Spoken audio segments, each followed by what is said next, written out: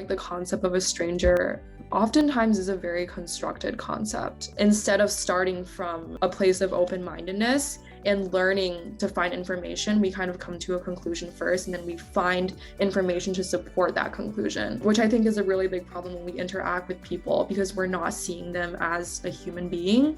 We're seeing them as the definitions that we've constructed them to be. I think my definition of belonging is no fear. I think to truly feel like you belong in a place, you have to feel an intrinsic sense that I can be who I am. I got bused to a school with almost all white kids. My grandmother said, tell white people you're Portuguese so they treat you better. She was trying to protect me, but at the same time, she was telling me you're going somewhere that you don't belong by saying, put a shield around yourself, protect yourself, or hide who you are so that other people will feel comfortable. But I don't understand how anyone can feel comfortable if we don't feel comfortable with who we are ourselves. And so over time, I came to a place where even when I have a fear about talking to a stranger, I decide I'm not going to allow that fear to dictate how I show up in the world. So if I want to live from a place of love, I have to also witness where fear is arising inside of me. And then it's my responsibility to shift that and to teach my children a different way.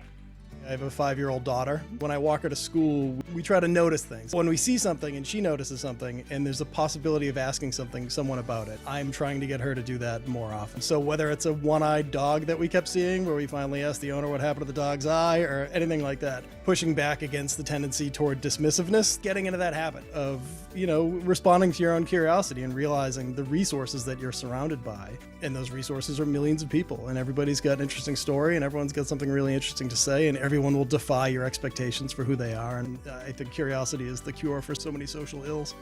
My very first job at 16 was working as a Starbucks barista. So I was interacting with hundreds of customers, people who I didn't know. It wasn't until I actually kind of reached beyond that third wall of really getting to know my regulars. I think that really expanded my worldview, and it also added a layer of humanity of that everyone is going through something that's kind of different, but at the end of the day, we're all people who are trying to make decisions that are best for us and best for our families. And it gave me a lot of perspective of that's going to look different, and that my version of right isn't always someone else's version of right. That's a key element in bridging divides, is the humanization of those that may see very differently than you do. There's actually a psychology experiment. They wanted to see if there are any benefits to talking to strangers, specifically in a Starbucks. Afterwards, almost every single one reported that it went very well. It gave them an enhanced sense of well-being, but also an enhanced sense of belonging. Something that small can be enough to help us feel a greater sense of belonging in the world. A lot of what we've said here revealed the fact that we worry a lot about how people perceive us.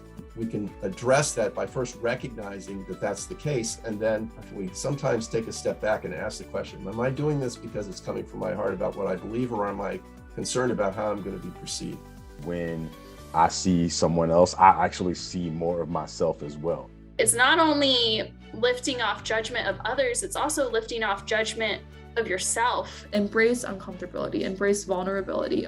So I invite you to Google America Talks, and also National Week of Conversation, where conversations will be happening all over the country across difference. There'll be one-on-one conversations, there'll be group conversations, there'll be people watching movies and having conversations about those films. People all over the country engaging in conversation, doing what we're doing in a variety of different ways. And so I want to encourage you all to participate at whatever level you feel comfortable, and share it with other people.